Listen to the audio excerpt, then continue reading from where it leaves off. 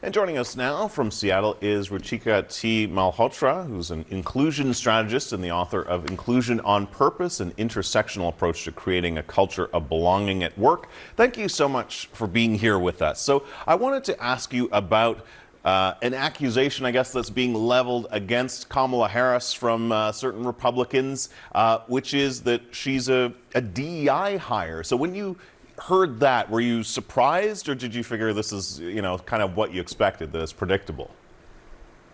Yeah, unfortunately, it is quite predictable. We see this happen time and time again. I've been doing this for over a decade where I advise organizations on creating more inclusion. And often there is this level of pushback, especially when people see those who have been historically marginalized make little gains. Suddenly there's a lot of questions around what was the process like? Was the bar lowered to ensure that someone was just promoted for optics? So unfortunately, this attack is pretty old. It's straight out of the right-wing playbook. And unfortunately, it doesn't hold any water at all. Yeah, no, of course not. She's extremely accomplished. But politically, what do you think the point here is, do you think?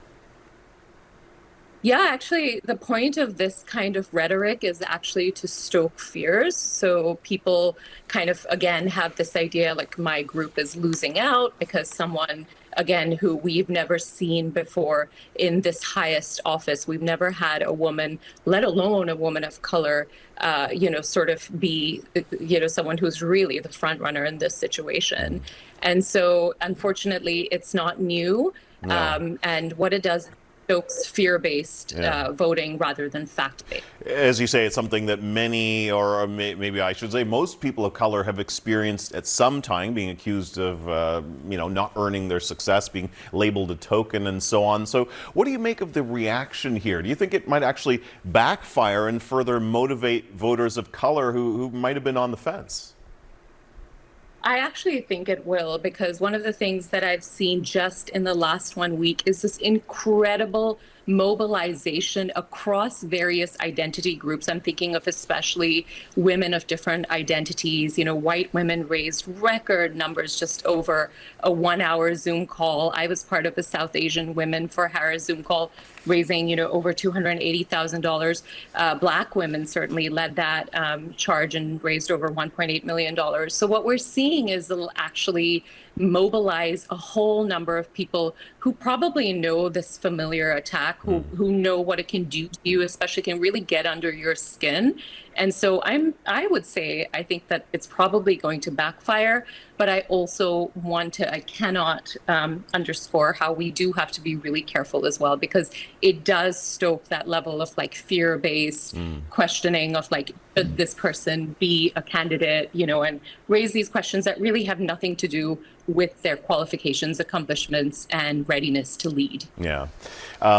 Associating Kamala Harris with the buzzword of DEI, I suppose, is a winning strategy for Republicans, I guess, because of their base. I mean, because the attacks on the concept of DEI seems to be something that resonates with many modern Republicans. Just want to give you a statistic. According to the Chronicle of Higher Education, since 2023, 85 DEI anti-DEI bills that target programs at colleges have been introduced in 28 states and in Congress. So it's not just symbolically, but in practical terms, it's something that Republicans are fighting against tooth and nail.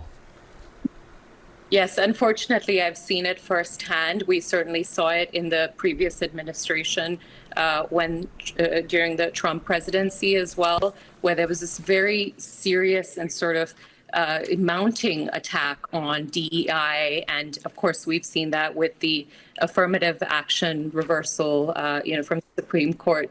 So definitely something that's extremely concerning, especially when you look at the data. And again, the facts do not lie, right? Like there's research to show that here in the United States, a Black college graduate's household income will typically be less than a white high school graduate's household income. So, you can't lie again, you can't argue against the numbers. And yet, unfortunately, this rhetoric, this narrative of unfair advantage, affirmative action, DEI candidate, it all kind of falls in the same category. And again, if we lived in a perfect meritocracy, I could understand if it felt like someone was just making gains based on their race or gender. But the reality is, the playing field is very far from being level at this point. Yeah, in terms of the campaign, this promises just to be just a step along what we're going to see, I guess, in terms of the racial dog whistles and so on. We'll have to leave it there